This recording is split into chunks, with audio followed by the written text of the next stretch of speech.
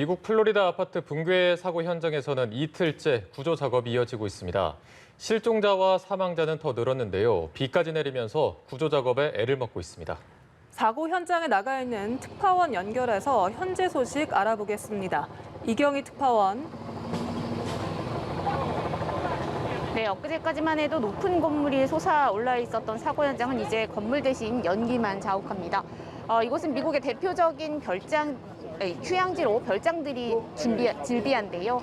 많은 이들이 살고 싶어하는 곳에서 벌어진 사고여서 그런지 사고 현장이 주변 풍경들과 대비되면서 더 처참하게 느껴지기도 합니다. 실종자 가족들은 인근 주민센터에서 구조 소식을 간절히 기다리면서 뜬 눈으로 밤을 지새웠는데요. 그러나 안타깝게도 밤사이 실종자가 대거 추가로 파악되면서 159명으로 늘었습니다. 사망자도 4명으로 늘었는데요.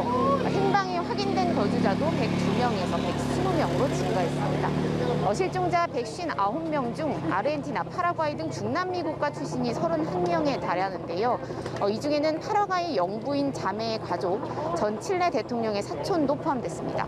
코로나19를 피해서 백신을 맞으러 와 해당 아파트에 묵었던 것으로 전해집니다. 구조당국은 사고 이후 가능한 인력을 모두 투입해서 구조에 총력을 기울이고 있습니다.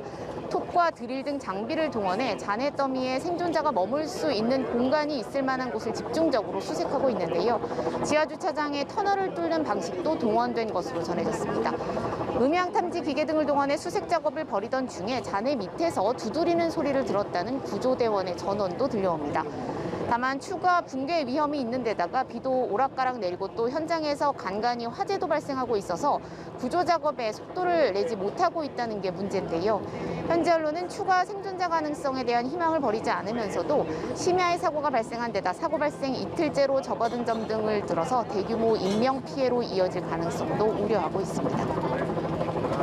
네, 사고 전부터 이상 징후가 있었다는 증언들이 쏟아지고 있는데요. 사고 원인에 대해서는 나온 게 있습니까? 네, 미국인들은 2021년도에 미국에서 이런 사고가 일어났다는데 경악하고 있습니다. 사고가 발생한 지역인 서브사이드 찰스버켓 시장은 미국에서 건물은 무너지지 않는다면서 이건 제3세계에서 발생하는 일이라고 탄식하기도 했는데요.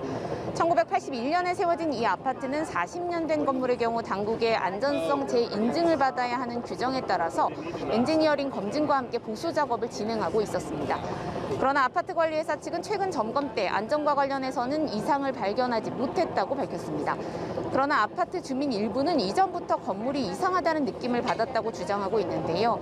이번 사고로 실종된 어머니에게서 사고 전날 새벽에 집에서 삐걱거리는 소리가 난다는 전화를 받았다는 사람도 있고요. 또 몇 달 전 인근에서 공사가 진행됐는데 공사 기간 내내 아파트가 흔들리는 진동을 느꼈다는 주민도 있었습니다.